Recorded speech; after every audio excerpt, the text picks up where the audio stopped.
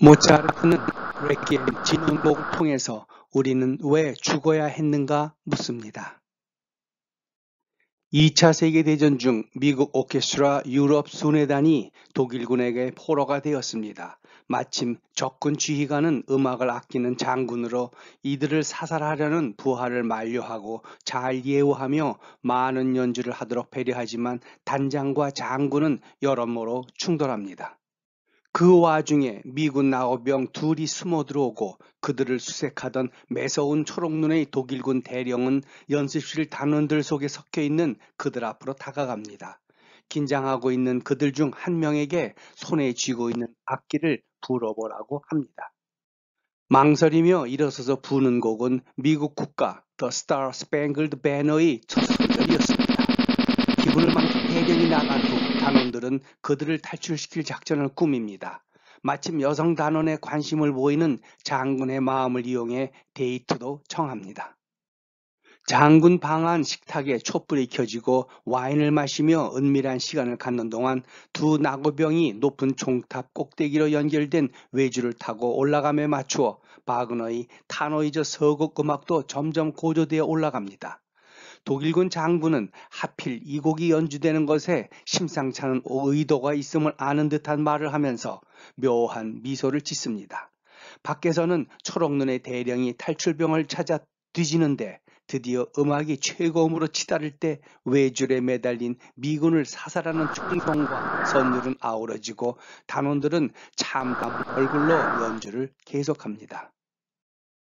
결국 패전한 독일군은 퇴각 명령을 받고 냉혹한 초록눈의 대령이 단장을 총살하려는 낌새를 눈치챈 장군은 그를 사살하고 연습실 한 구석에서 공포를 쏘는 것으로 단장의 목숨을 살려줍니다. 그러면서 서로가 편안한 관계로 다시 만날 날이 있기를 바란다며 떠납니다.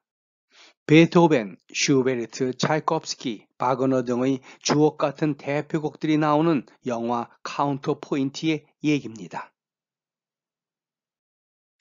음악을 이해하는 마음 앞에서는 너와 나 사이에 어떤 이념도 제재도 논쟁이 되지 않는다는 메시지입니다. 음악은 사람의 혼과 양심을 불러일으키어 사람과 사람을 하나로 묶어주는 위대한 저력이 있기 때문입니다.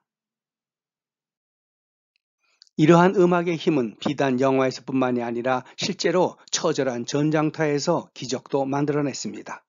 1914년 1차 세계대전 발발 몇 달 뒤 유럽 서부 전선 중에서도 가장 치열했다는 벨기에 전장에서 영국과 프랑스의 연합군과 독일군이 각자의 참호에서 웅크리고 있었습니다.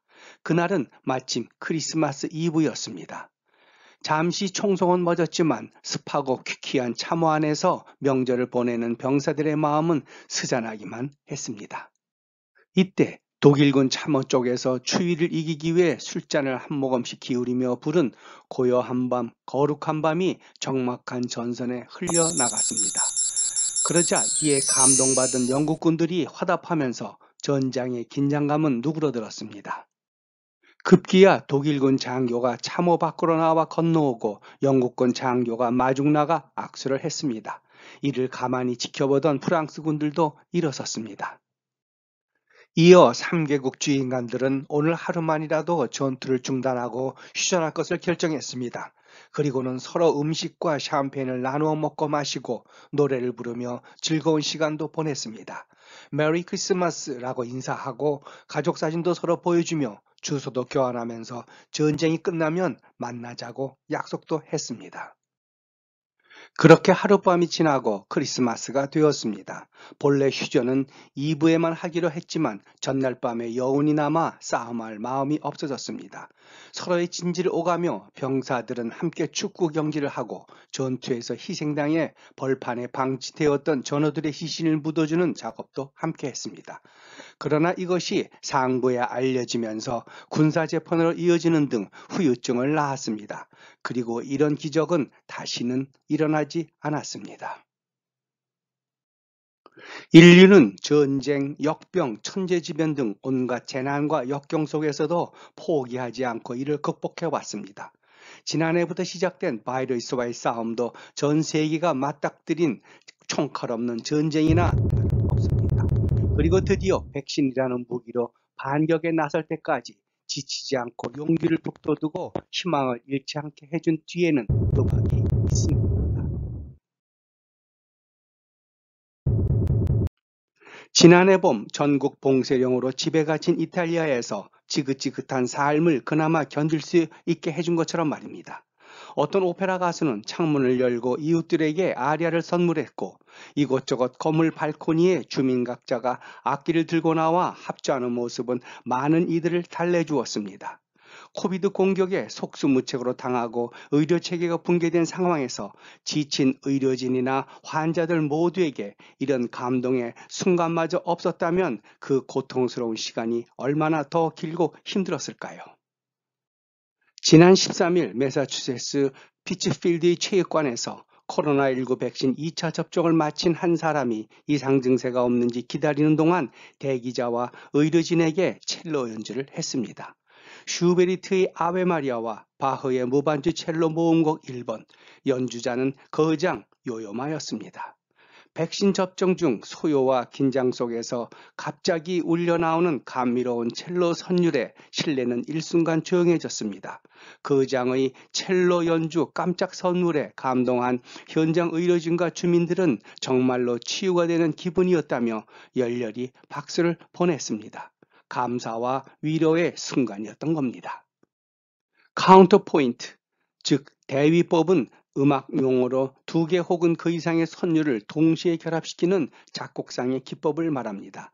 영화에서는 서로 다른 두 대상, 독일군과 연합군, 미국인 지휘자와 독일군 장교, 그리고 전쟁과 예술이 서로 어떻게 공존하는지를 말해 주었으며, 크리스마스 이브의 기적에서나 백신 접종 현장에서의 모습 또한 같은 연장선에 있음입니다. 그러고 보면 누구의 말처럼 음악은 어둠 속에서도 빛을 보고 죽음 앞에서도 써야 하고 감옥에서도 자유롭게 하는 것이면 틀림이 없는 것 같습니다. 해서 모차르트는 언어가 끝나는 곳에서 음악은 시작된다고 했는가 봅니다.